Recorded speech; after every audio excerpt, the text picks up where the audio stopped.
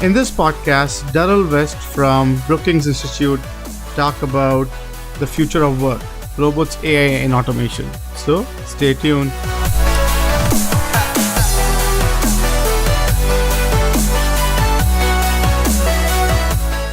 So welcome everyone to Jobs of Future podcast. Today we have with us a very interesting guest, and we'll talk about his background momentarily. But very few folks we get a chance to interview who has actually vested in their background and their future and in really discovering this answer of jobs of futures. And Darrell West is one of those individual. And Darrell, thank you so much for jumping on the podcast.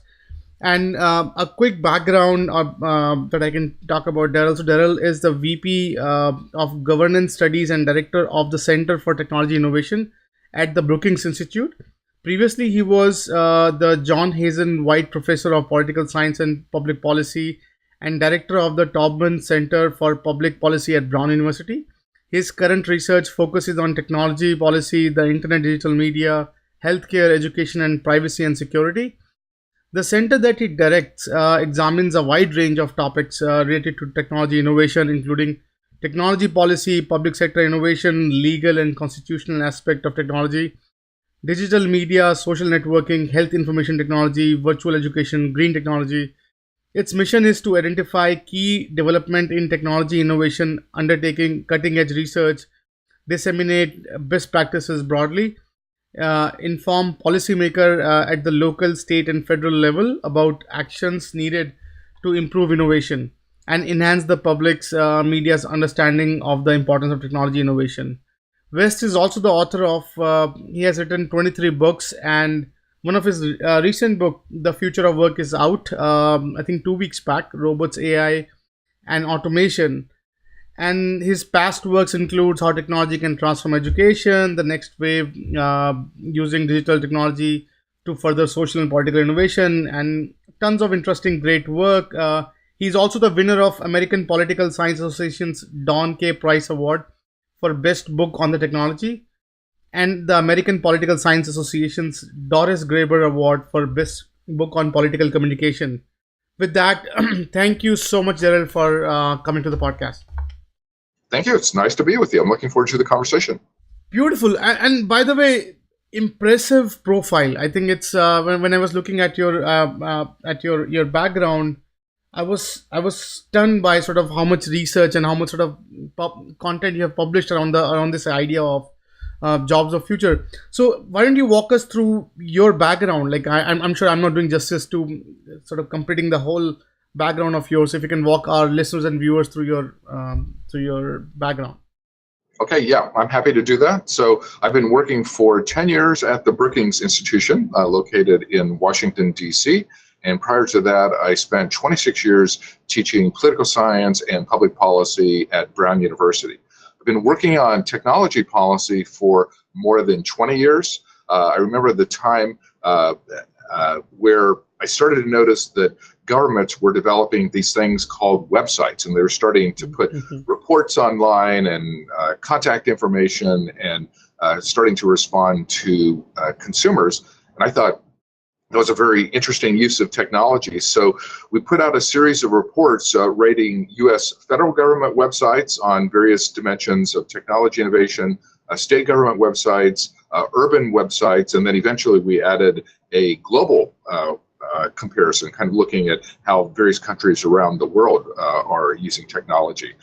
And much to my surprise, I found there was just tremendous interest. Like there were tens of thousands of downloads of our reports. We did them over a series of years. So when I came to Brookings a decade ago, it turned out to be a perfect time from the standpoint of technology, because the technology has just really taken off over the last 10 years. You know, we've seen the invention of the iPhone, the development of various social media sites, e-commerce is really taking off. So technology is really transforming everybody's lives. So what I wanted to do in my new book on the future of work, robots, AI, and automation, was one, kind of look at the emerging technologies and talk about the trends that we're seeing there, but also talk about the broader societal ramifications.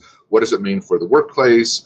Are robots going to take people's jobs? What's it going to mean for public policy, and how's it going to affect our system of education? Interesting. Pretty impressive. So, what's if you can walk us through what is Brookings Institute, and what do you guys focus on? Brookings is a leading think tank. So we are a research organization. We've been around for more than 100 years. So we are the oldest think tank in the United States. We look at public policy in a lot of different areas: American politics, foreign policy, economic studies, global development. We have a program that focuses on metropolitan developments. So it's pretty comprehensive in terms of the scope of research that takes place. I direct our Center for Technology Innovation, so I'm very interested in all the digital innovations that we have seen in recent years and the emergence of the growing digital economy, and just what that means, how it's changing the landscape, the new options it's creating for consumers, but also the problems that are coming up as well. So we focus very much both on the opportunities and the challenges part of technology innovation.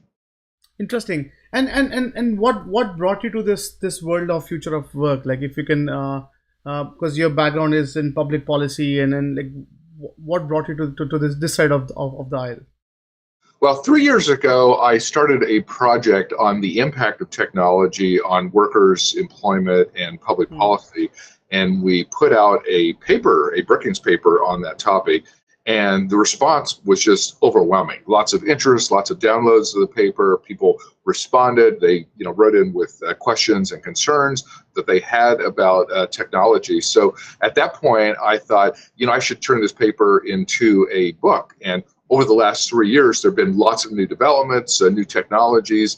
Robots are coming down in price and becoming more sophisticated. We're starting to see them on factory floors as well as in warehouses. Artificial intelligence has really taken off. We're seeing AI applications in finance, in healthcare, in education, in national security. Literally every sector is being transformed by that. And so I just wanted to think about, what is this going to mean for us as a society? What's it mean for the economy? And how is it going to affect workers? Interesting. And what were your find? Like, if you can walk us through your perspective about the future of work, and what have you found out, and whatever you can share from that perspective. Well, there have been a number of studies about the workforce impact of technology and automation, and they range from a 14% impact on the workforce to a 54% impact. So obviously that is a very widespread. And if we're at the high end of that number, it's basically catastrophic for every society around the world. Like, no country can really tolerate a 30, 40, or 50% negative impact on the workforce. But even if those claims are wildly exaggerated and we are at the low end of that, let's say the 14% impact on the workforce, I like to remind people that during the Great Recession, it only took a 10% national unemployment rate in the United States to produce the Tea Party and then eventually Donald Trump as president. So relatively small workforce impacts can have an outsized impact on our overall politics. And obviously, one of the hallmarks of our current era is a lot of economic anxiety. People are worried about their jobs. They're worried about their children and their grandchildren and what kind of lives that they will face. There are all sorts of privacy and cybersecurity concerns coming out of technology. We all saw the Facebook hearings on Capitol Hill a month ago, and all the issues that were raised there. So it's a very interesting time to be looking at technology and just trying to figure out what is it going to mean for all of us. Interesting. And I think so. Whenever we I read a couple of sort of previous historical events when either technology is getting into our system. When you talk about, say, getting from horse cart to a car, whether we talk about getting a disk drive to store your everything on your personal PC, or when you talk about just a personal PC from that perspective, in every of these sort of situations, there was like big brouhaha around, hey, there would be like, we'll go out of lumber, or will sort of, even like when we were colonizing, that hey, the city would be filled with a lot of horse poop because a lot of horse will come. how would we console ourselves from, like, we have seen some wild prediction in the past that hey, this will go over, but it has done everything but that. Like, how should we perceive these signature and not get bogged down with sort of some of these past trends? Like, what are your thoughts on those? People have made all sorts of wild claims about technology over the last three decades. I remember in the early days of digital technology, people were saying this was going to be a nirvana. It's going to Hmm. basically empower the grassroots. We were going to have small d democracy flourish around the world. The technology would be liberating, and certainly central governments would not be able to control such a decentralized type of technology. That turned out to be completely off base because Hmm. governments did figure out ways to regulate technology. We've seen countries like China that put a lot of emphasis on that, and they're overseeing what happens with the internet in their country. But we're also seeing a lot of other countries try and figure out how to control the technology. We have seen the use of technology to help activists at the grassroots level in terms of leading revolutions in various countries. But of course, now, whenever there's a protest, the first thing the police want to confiscate is your phone because they know that it has all your contact information, your electronic communications, your text messaging. So, they don't have to beat confessions out of people anymore. They can basically get all the information they want from people's cell phones. So we've seen Hmm. lots of very positive images about technology, but we've also seen some of the darker sides of technology. So I think the key thing going forward is trying to figure out how can we get the benefits of technology without suffering the privacy intrusions, the security risks, or the job impacts that some people worry about. Interesting. And I think so. I think this weekend I was at Corning. I took my kid to Corning's Glass Museum and all, and sort of I was looking at the town, and one thing that's what stuck to me was that if you look at these companies, right? So they, like, say Corning, they have created an entire town out of sort of very small business getting some revenue, uh, like big business but getting some revenue, and then they contributed pretty massively to it, to local economy and beyond. And vis-a-vis, if you look at any dot-com based companies and any sort of new evolution, new companies that are emerging, we always hear about like handful of folks creating a ginormous amount of impact. It doesn't translate that well to the masses.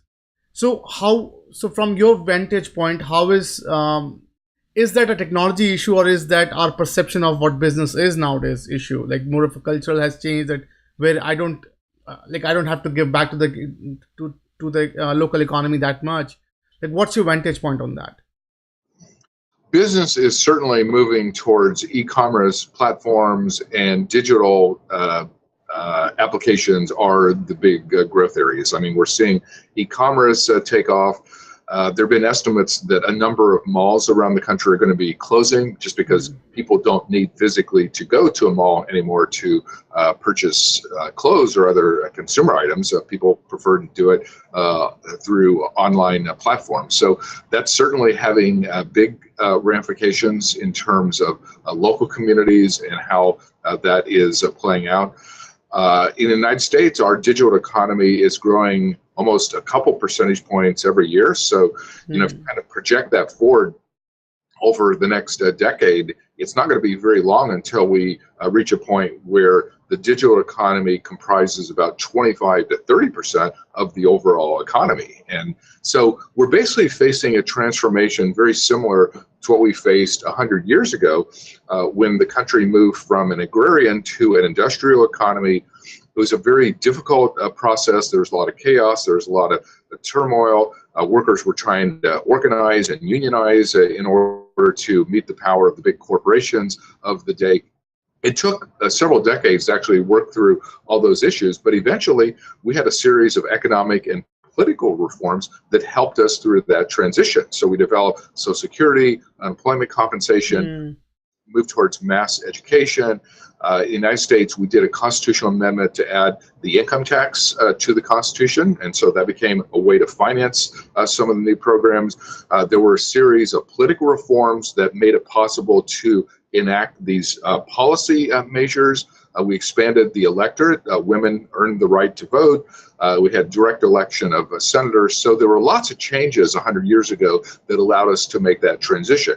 We're pretty much at the same point today in moving to the digital economy, where in the book I talk about a lot of economic and political reforms that we're going to need in order to be able to navigate this landscape. It's certainly within our means to handle the disruptions that are going to take place. We're going to need to do worker retraining. We're going to need to reskill and upskill people so that they can qualify for the jobs of the future. But it's going to be a difficult time period. It takes a while for any society to work through those types of transitions. Interesting. And that's a very interesting perspective. So I think when I talked to, like, I was talking to a Fortune 100 company a couple of weeks back, and one of their chief of staff, and I was discussing this sort of changing landscape of work, and he was telling me, Vishal, right, that at the age when reskilling a worker takes longer than the shelf life of a skill, then everything goes out of the window. Like I'm not able to sort of reskill my workers fast enough. So how would an executive like that console? Like, what are some of your suggestions and thoughts, or some of the best practices that you think that businesses or sort of me as a worker could learn from this evolution? Like, what are some of the thoughts that you could share? I mean, that certainly is going to be the big challenge going forward. There's certainly going to be lots of new jobs created, including kinds of jobs that we don't even know what they are now. Certainly anything involving data, design is going to be an important thing. People having soft skills of communications and collaboration, those are going to be very important as well. But the problem is, the people who are going to be losing their jobs, including many people who currently have entry-level positions, they don't have the skills for those new jobs. And so we're going to need to really make a substantial effort to retrain them. I think community colleges are going to play a very important role, because they often are the institutions that educate first-generation students, immigrants, older people, poor people. So we need to put a lot more effort into community colleges to make sure that they're up to the task. Companies are developing their own in-house retraining programs. AT&T, for example, is a company that's been very successful in taking entry-level people from their call centers, giving them more technical skills so that they can provide the services and have better jobs. So there certainly are models out there of how we can do it, but we just need to understand there is going to be this transition. We have to make sure that people don't get left behind. Interesting. And so how does I ensure, like, as a worker, like, what are some of the thoughts that you could suggest me I should do to stay relevant? In the book, I talk about the need for lifetime learning. People are basically going to have to upgrade their skills throughout their lives, because people are going to have 5, 6, 7, or 8 different kinds of jobs, and they may be jobs in different sectors as well. In my case, I've had 2 employers basically in my adult period. People in the future are not going to have that experience. They're going to have more employers, they will have more different kinds of jobs, and they're going to need different skills. So the whole idea that basically we invest in education up through about age 25 is that's going to be obsolete. People are going to have to continually upgrade their skills. They're going to have to invest in education all through their lives up until the point that they retire. So it's going to involve a very different mindset than what we have right now. Interesting. Actually, so I was talking to one of the sort of futurist, and he was telling me, Vishal, so today we have chefs. The future would be souppreneurs and sort of sandwichpreneurs. And his perspective was that the economy is moving from jobs to tasks in a way. Like, we're going towards more gig centric economy and all that. From your vantage point, like, what are your thoughts? Like, how is that true? And then what's the resolve, considering what's happening today, and sort of how we can connect the 2 dots together? I think that is true. Like, when I talk with young people today, I'm always surprised how they have to sometimes do 2 or 3 or 4 different types of part-time jobs to basically earn enough living to really make it now. that may be the model going forward. The idea that somebody has one permanent job may, which is certainly the case of my generation, that may no longer be the case. It's the whole point of the sharing economy. But the tricky thing in the United States is the sharing economy often means part-time jobs with no benefits. So it's going to be a question, are these people going to have sufficient incomes to be able to make it? Where are they going to get healthcare benefits? How are they going to plan for their retirement? So those are some of the policy issues that we face. And I think there are actually pretty straightforward ways to handle those issues, but we need to start having those conversations now, because those are going to be very contentious subjects going forward. Interesting. And I think so one thing is that technology is disrupting even like how we are learning things now. Can technology help me learn this new emerging? Like, what are your thoughts on how can I use technology in my favor to pretty much empower me in this future sort of jobs of future? Technology definitely can help you learn, just because people can live anywhere around the world and basically have access to this incredible diversity of electronic resources. When I was growing up, you basically had to physically go to the library and check out books. And of course, all this information is online, and that's a great convenience for people. People can access, the greatest minds as long as they have an internet connection. And we're at the point now where I think more than 2 billion people around the world do have access to the internet, and we need to close that divide so the other 5 billion people also can gain access.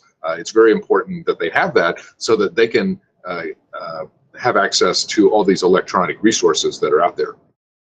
Interesting. And what role do you see government play in whether you call it public policy, and how does government help in smoothing this, or at least softening the blow that the economy is facing or probably will face from this disruptive technology and sort of automation and AI? I think the government has to play a role. This is not a problem that the private sector by itself can solve, because companies are getting more efficient. Like if you compare the large companies today versus large companies from 50 years ago, back in those days, the largest companies had 500,000 or 600,000 employees. The big companies today may have 20,000, 50,000, or 100,000 employees, but nobody has 500,000 employees, because you don't need that many people to scale up your digital platform. So what government is going to have to do is to help people reskill. Government is going to play a role in terms of worker retraining. The policy angle is going to be very important. We need to move towards portable benefits. Because if people are moving around to different jobs and different employers, they need to be able to take their benefits with them. Today, the benefit is attached to the job, and we need to kind of think about ways to separate the benefit from the job, so that if people are moving to different employers, they're not without healthcare coverage. If they are underemployed, if they have one part-time job that doesn't provide healthcare benefits, we have to provide a way for them to get healthcare. Interesting. And how would I think you talked briefly about community colleges stepping in. Like, how would the education needs to be revisited when it comes to, because I think I was talking to one of the guy, he's running an online platform, learning platform, and he's telling me that, hey, you know what, people don't understand that when you explain someone through online medium, you have to really even understand their psyche, that every 7 minutes they have to put in some blurb that is to regain their attention, capture the attention back, which was pretty easy when we talk about in a physical setup. And I can't, and on the other side, I was talking to a community college, they were saying we are getting less and less funding nowadays. And then even with whatever we have, the industry is growing such a massive scale, we can't catch up. Like, we can't get trainers fast enough. We can't get the sort of the content fast enough. So what do you think are some of the changes that these educational medium needs to make to sort of help us out in getting retrained in time? I mean, retraining is going to be absolutely crucial, and that's the reason I was emphasizing the role of community colleges, because they are Mm, often the educator of first resort for many mm, people in society, especially non-traditional students. Like the traditional students are still going to four-year colleges, but there are lots of Americans for whom college means going to a community college. And what a lot of the community colleges are doing now is developing partnerships with local companies in their area and developing training programs that feed directly into those employers, because they want to make sure that the students are coming out of those programs with good job skills. So by working closely with those local companies, they can tailor their training to what is needed. The company itself can, once they hire the individual, can provide more specialized training if that is needed. So I think kind mm. of seeing partnerships between uh, uh, schools and colleges and universities and local businesses is a way to help with the retraining part. Interesting. And from your perspective, like so considering in the age of robots, AI, and automation, as your book rightly suggested, how can I coexist with that? Like, so what do you see as the future of work happening? How would these two worlds live together, if at all? Well, in the short run, and let's define the short run as, let's say, the next 10 Mm, years, I don't see robots replacing humans. I think mm, the more likely scenario is robots and AI augmenting humans, kind of mm, working with humans in a way that improves our capacity, improves our productivity, and makes it easier for us to do our jobs. I think there are parts of almost everybody's job that have some routine elements, and those are the elements that can be automated. The virtue of that is it actually may free people to focus on the higher level parts of their job, the more creative parts of the job, the parts that actually are more interesting and innovative. So, if we can kind of think about automation as a way to augment humans, that might help alleviate some of the anxiety that people feel about how automation is going to affect them. interesting. So I think one of the things that I was talking to recently with one of the Uber's learning executive, and they were telling me that, Vishal, one of the things that keeps the current learning and development people awake at night was primarily there's a lot of depression among the new entrant to the workforce, because what they have been taught in their academia and what they see in real world are totally two different things. They can't connect the dots together. And then the early incentivization sort of concept that, hey, even that is not in their favor, because right now they want something quick and munchy so they can understand what's going on. And but so that's why there's a massive depression going on with the youngsters getting into the workforce. How would, like, what's your take on that? Like, are you seeing that from your research as well? What do you see? Well, we have to close that gap between Mm, education on the one hand and employment. Some parts of education are very theoretical, very concept oriented, mm, not very practical. So, and that sometimes makes it difficult for employers because they hire people and find out they don't actually have the job skills needed to work mm, at that company. And then the company has to do a lot of retraining right there. So, we need to reform our schools so that people are coming out with the skills that are actually going to be needed in the 21st century economy. Now, this is not just applied skills. We're also going to need mm, soft skills because the types of things that we know are going to be needed are great communication skills. We need people who can translate between the technical people and the rest of us so that the technology is accessible to everyone. Design skills are going to be very important. You don't want systems that are just designed by computer science people or engineers, but people who can relate to others, non-specialists, non-technical people.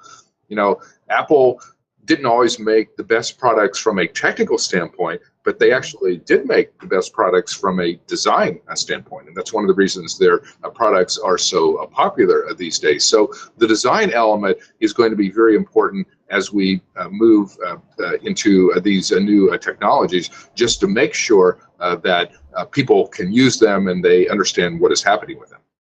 Interesting. And I think I was talking about the intelligence, the idea of AI with one colleague of mine, and we're talking about that how the definition of AI has been evolved, right? So when you talk about machine, right? So at one point it was a tic-tac-toe, used to be an AI. Then it became a chess player, a self chess playing game, and now it's a Go playing AI. So in the age when sort of the machine's intelligence definition is evolving, and then from our end, even like humans, like we used to be at one point that the intelligence is how much we cram, now how much creative or sort of artists we are.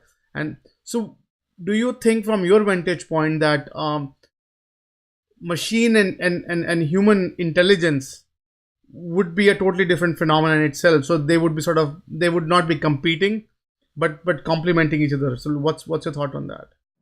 Well, the goal should be that it be a complementary relationship.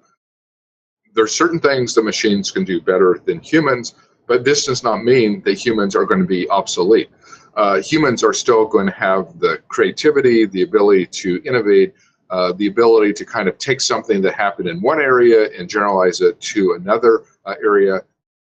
We have very good AI systems that can perform discrete and very concrete tasks, but it's still hard for them to learn in one area and apply it in a very different area. Like, that is an area where humans retain a major advantage, and I don't really see that changing in the near future. Now, maybe 50 and 100 years down the road, things will evolve to the point where that's no longer the case. But at least for the next few decades, I think using computers to augment humans is going to be the way to go.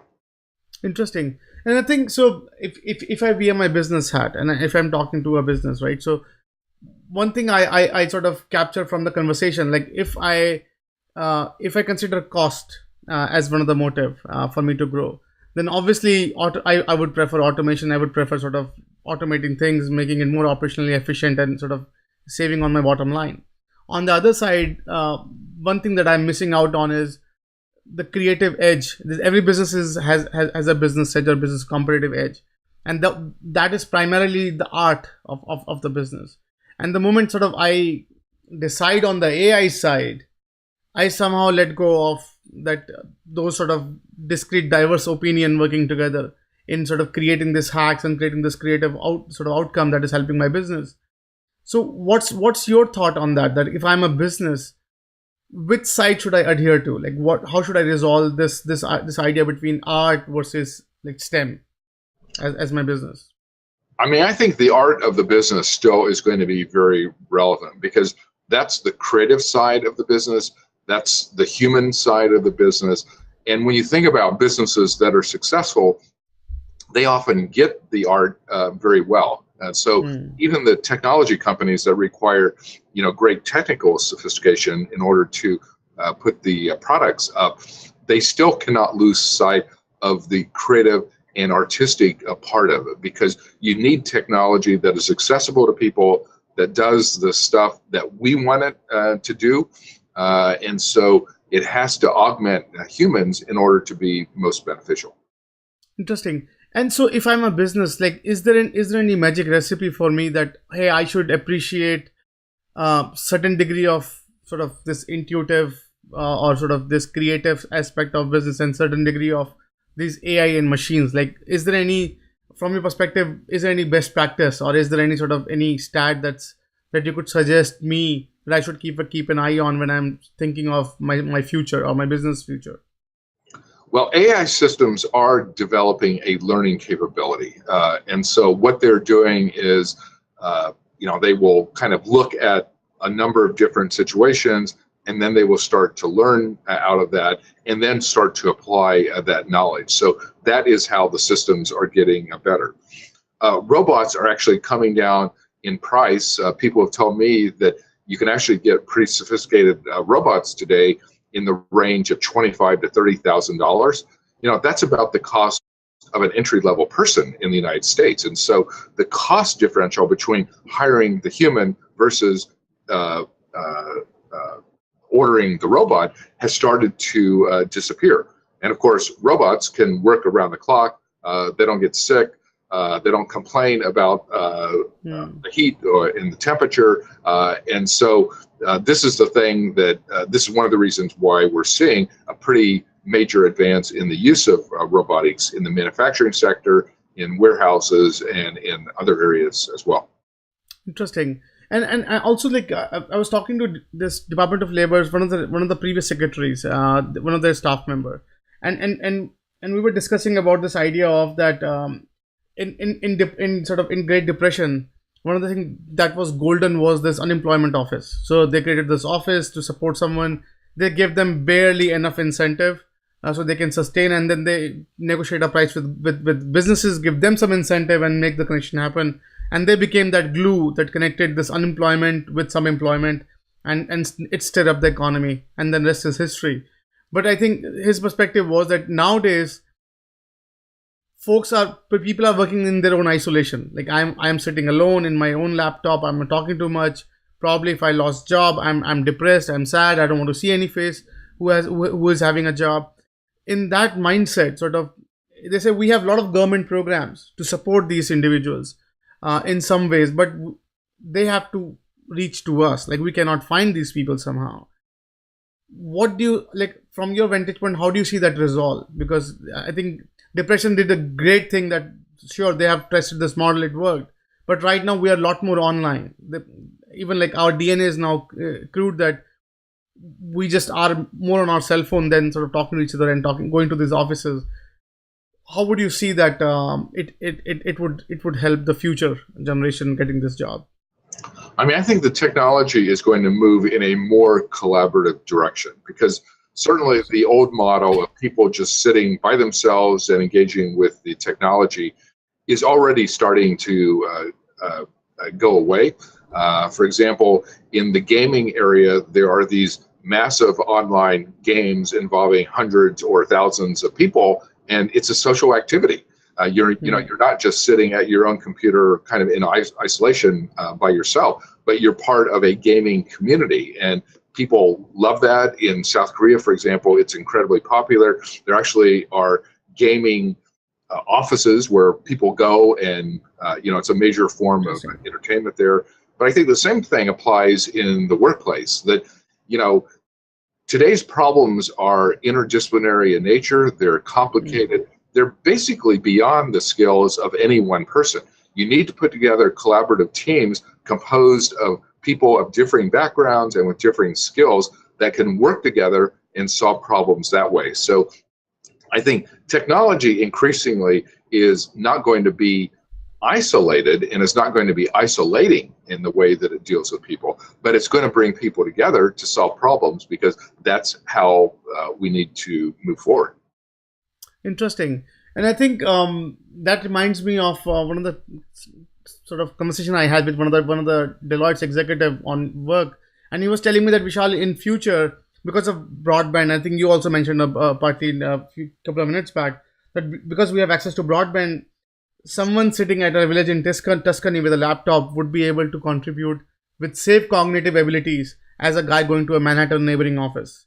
So his perspective was, when the future is going sort of that fluid, even the borderlines are fading away between the countries, and pretty much like everything is now so global. What is your finding? Like, are you seeing the same? Like, what's your take on that? Everything is global, and certainly there are a lot of companies that have moved towards global supply chains. Most of the big multinational companies are global entities. They are not just a product of any one country anymore, and they see their audience as global in nature. So, it's one of the ways that, we're trying to take technology all around the world so that more and more people can get the benefits of it.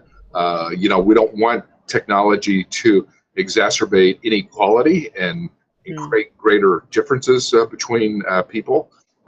There are certainly worries about that right now, but we need to keep developing the technology to try and minimize the way the technology pulls us apart and emphasize the way the technology can bring us together. Interesting. Now, if we go slightly tactical about some things that businesses and we and sort of business government could do. So if we talk about, say, what are the steps that government could take to sort of secure its citizens and its sort of its worker to stay relevant and employed so they can keep paying taxes? The thing that governments need to be focusing on is, one, the education process to make sure that schools are training young people for the jobs of the 21st century so that they are not instantly obsolete the moment they graduate from high school or college. Hmm. They also need to make sure that benefits are portable because people are going to be moving across sectors and across employers, and they need to make sure there's no interruption in their healthcare or in their retirement planning, even though they might have 6 or 7 different employers during the course of their job. One of the hardest parts is going to be making sure people have sufficient income. Hmm. Inequality has been a big problem here. Inequality in America is at a 100-year peak or a high point, and that's certainly a challenge. So we just need to be thinking about public policy in a very creative way in terms of education, in terms of social welfare policies, and in terms of income inequality, because these are all the things that we have to address in order to make sure everybody shares in the benefits of the technology revolution. Interesting. And what do you suggest a business should do? Like, what are some of the steps that businesses could take? Businesses definitely have a very important role in going forward, in the sense that businesses are going to be crucial in terms of retraining. They are the people who are actually hiring most of the Hmm. people. So we have to make sure that schools are producing students who have the skills that businesses need. Businesses are going to be playing a big role in terms of the retraining process. They're already doing that to some extent. I think that will probably become a bigger role in the future. People may end up having to work fewer hours in the Hmm. future, and that may allow people to pursue their leisure time activities. Everybody has hobbies, whether it's music or art or culture or sports or whatever it turns out to be. Ideally, technology should make us more productive, and that may mean that we have to work less and that we have more time to pursue leisure time activities. Interesting. And what would you suggest to a worker, an individual, what are some of the things they could do to stay relevant? They have to constantly upgrade their job skills. That is just going to be absolutely vital. People who are aged 30 or 40 or 50 are going to have to be learning new things because there are going to be a bunch of new jobs that are created, but they're probably going to involve skills that people coming out of college right now do not necessarily have. And so just making sure that the skills of the employers and the skills needed by the companies match up is a very high priority. Interesting. And I think, and one thing, I briefly sort of touched on this idea of that, like, technology is more tempting to businesses nowadays. Like, they can do a lot more pretty quickly. The scale is significant, and it's sort of it's making businesses more tempted towards using technology more and more. And suddenly now, like, I'm from a data end, and I talk to a lot of businesses around their use of data and how they're using intelligence in data. And many times I am stunned and stalled by the fact that they are taking even their core competency decisions through very data centric methodologies. And sort of, although I love as long as it's getting them good bottom line, but my anxiety point is you don't want to be washed with the next upgrade of the software, right? So you still have that category, sort of that edge of intuitive edge that you have created and kept. How could businesses resolve that? Like, how could businesses stay relevant and, like, not get tempted? Or, like, what do you think businesses should do in future? Like, would should because almost everywhere we see and hear you talk about, many of the executives are, even their incentives are tagged with the fact that how much they are using technology for the decision making. So I mean, what what's your thoughts? businesses have to focus on is really the data. It's like digital data are the contemporary gold mines. Like that's Mm, what companies want. That's what has value. But we also need to make sure that the data that are being generated are being used for good purposes, and that they advance society as a whole and not just a particular company. So, we would like to see greater access to digital data for the research community, because that's the way we can actually learn how to make these systems better.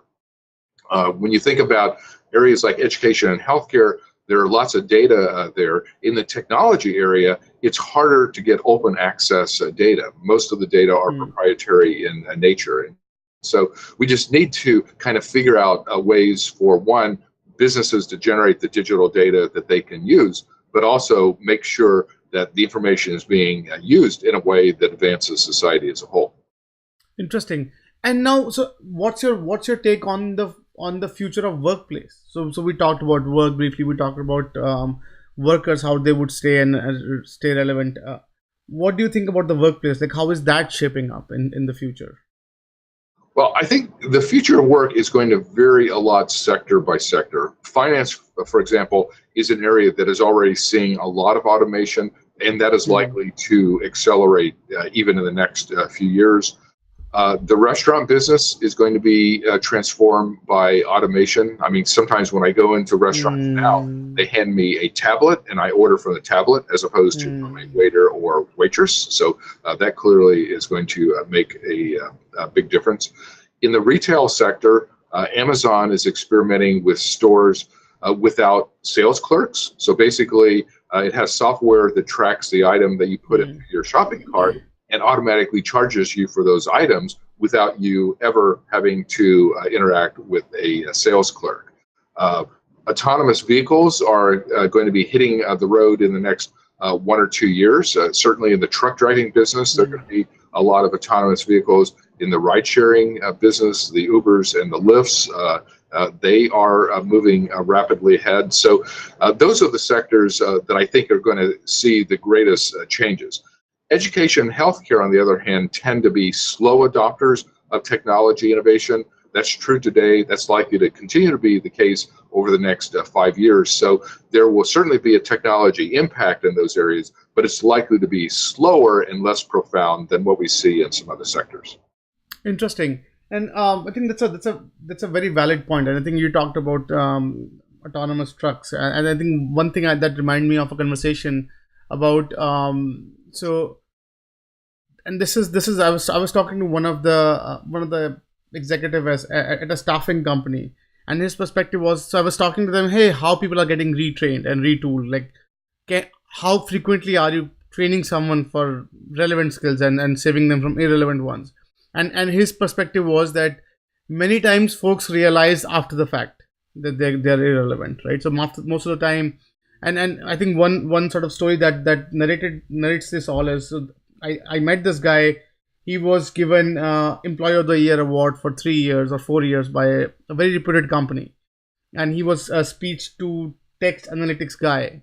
And he gave me and then he was let go, and I just took his resume and gave it to one of the premier company that is empowering Apple, and say, hey guy, this is the executive. He was the best guy for the company. Go and have, like, quickly recruit this guy. And this new company told me that he's obsolete, like he's whatever he's working on is blah blah blah, right? So I talked to that guy and said, hey, Vishal, I trusted my previous company when they told me that I am the best, and they are keeping me busy enough that I thought that I am the best. Now I'm realizing I'm obsolete. How do how the technology resolve that particular conflict, like, or do you think from public policy end, or from should businesses own up to that their workers are employable as they head into the future? Like, who would be responsible for making ensuring that someone is relevant? Well, today the answer to that question is the individual employee is Mm, responsible for him or herself. So if you're doing well, it's because you're smart, you're creative, mm, you're working hard, and so on. And if you're not doing well, the implication is you're not working hard enough. But I think we need to get over that as a culture, because there Mm. needs to be more of a social responsibility, because they're going to be smart, hardworking, and creative people who may not have a job at a particular point in time, or they may be underemployed. They may not be in a position that makes full use of their skills. And so I think we have to, as a society, figure out ways to bring everybody along, even during periods of unemployment or underemployment, because they're going to be very good people who end up in that situation. That's, I think that's a very valid point. And to sort of add to the previous conversation, so we did a brief research with young sort of up and coming talent as they're going inside the workforce, and we interview them and we ask them, hey, how many of you really ask about that whichever company you're joining is actually ensuring their employability, not really employment? Because employment tomorrow, you may not have employment, as you rightly said. It's not because of your reason, it's because of something else. But if the and almost like no one said they don't care about the employability as of now. So I think that's a fair point, that today, not everyone is. I'm responsible for myself, and I don't expect my employer to keep me up to date on what's going on. And the other thing, sort of, and this is, we were asked to do help out through our AI solution, that we're pitching in, was that, hey, sure, AI is disrupting jobs, but can AI help save it? Can AI ensure, and tell me, Vishal, this, it's like recommend engine, right? So people who have done that have also tried this. Can sort of the skill be commoditized in a way that I'm purchasing skill, and then they're saying, hey, by the way, your skill warranty is shining, is wiping off. Maybe you should renew that or something. Have, in your research, have you seen something like this happening, or some inclination towards that?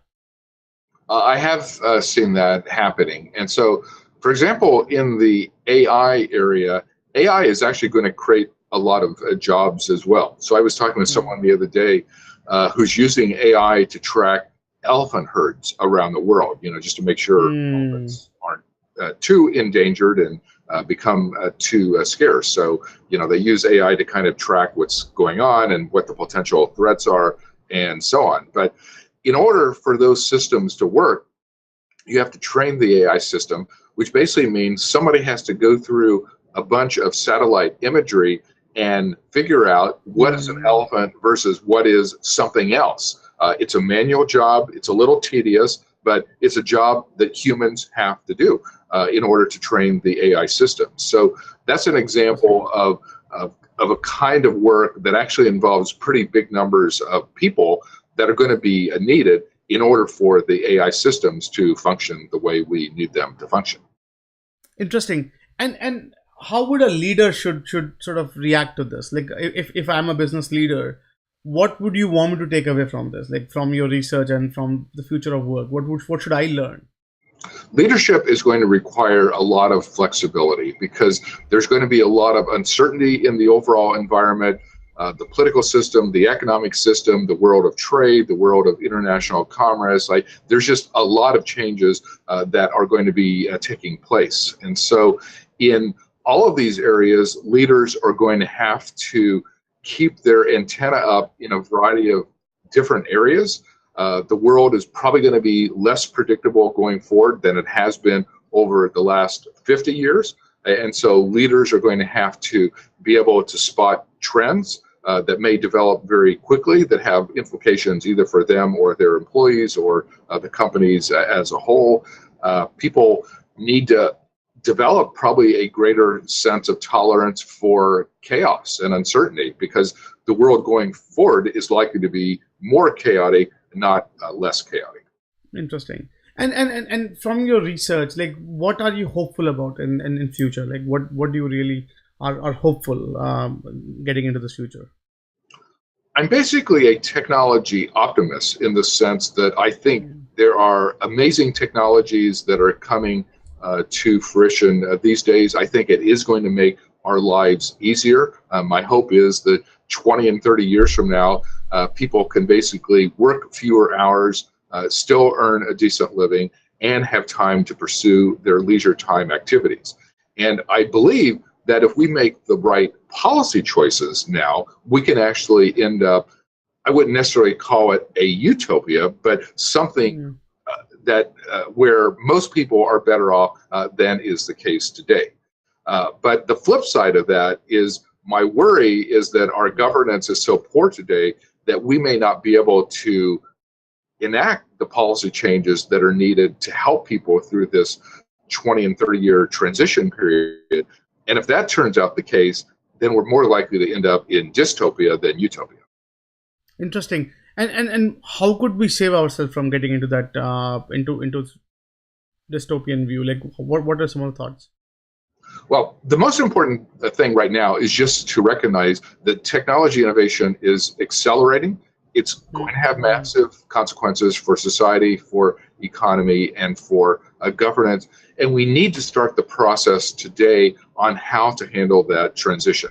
Like if we start today, the problem is perfectly within our capability of handling. However, if we wait 10 years or even 20 years, the problem is going to be too big at that point. We will not be able to solve it. So it's one of the reasons I wrote my book, The Future of Work, now, because it's perfectly within Mm. our means to deal with all of the issues related to technology innovation and automation, but we need to be having those conversations right now. Interesting. Thank you so much. I think that was very, very useful, Darrell, and thank you so much for helping us understand the future of work perspective. So now let's spend few minutes. We're almost at the tail end of the conversation. So let's spend few minutes on your background, like in your journey. What are some of the things, some of the traits that has helped you stay sane and do all this? It's a wonderful work that anyone listening and watching could learn. Well, the thing that I like to emphasize when I'm thinking back to my early adulthood and my educational experiences was just the value of mentoring. I was really fortunate Mm. when I was a college student to get terrific advice from people older and wiser than I was. As an example, this in the 1970s, one of my undergraduate professors was saying, there's this thing called computers that are coming in, and you really need to develop computer skills. So based on that, I took a Fortran class. I didn't do very well in the class. I didn't really like computers. I didn't understand these programming languages. But as a result of that advice, and as a result of taking that in some other classes, computers never scared me. Eventually, I stuck with it. I developed more quantitative skills, statistical skills, and computer skills.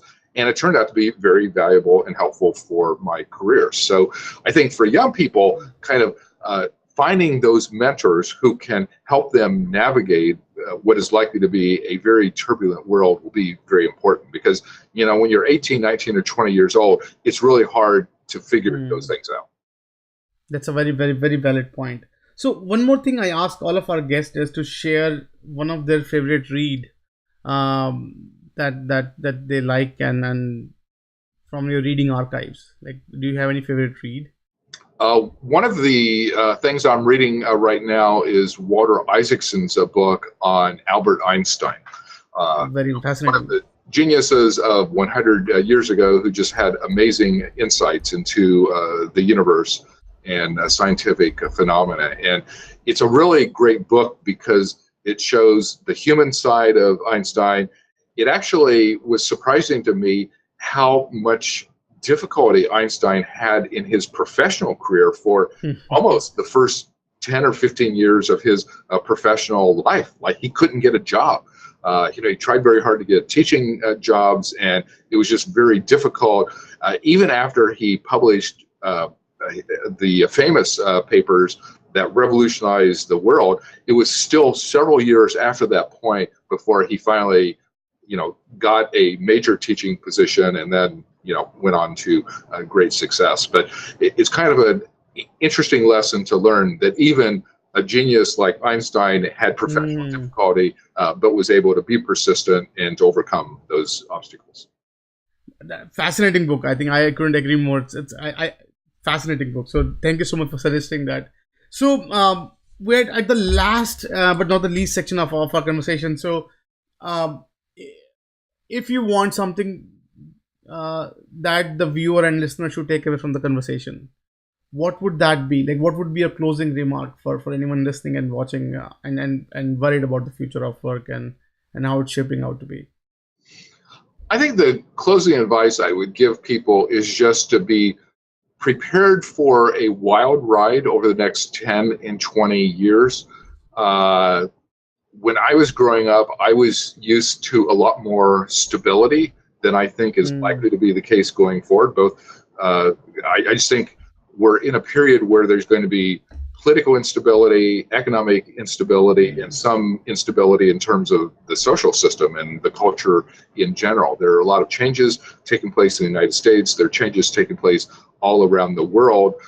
But if people expect instability and change and can adapt to it, it can actually open up lots of possibilities. As long as people understand what they're dealing with, I think it will help them navigate the future world. interesting. With that, Darrell, again, thank you so much for being really candid with your time and explain, helping us understand what's going on, and giving us a glimpse on the future of work. I would definitely, for our listeners and viewers, I'll put the link for Darrell's books if you want to check it out. I do appreciate. And with that, Darrell, you're always welcome back on the podcast to share your journey. You're always welcome back to talk about the future books. Love to have you back, discuss the dystopian or whichever view how you describe it shaping out to be. Okay, thank you very much. Thanks. I thought I was sick of home, but actually I was homesick. Never really knew that I would have to grow up so quick. I'm so uncomfortable, don't know anybody here. Just a couple dudes that I met once, that's it. And I go into the booth feeling nervous. Got butterflies in my stomach like I'm so worthless. Is the mic on? I don't know how to work this. Inside I'm breaking down, I hope I'm not up on the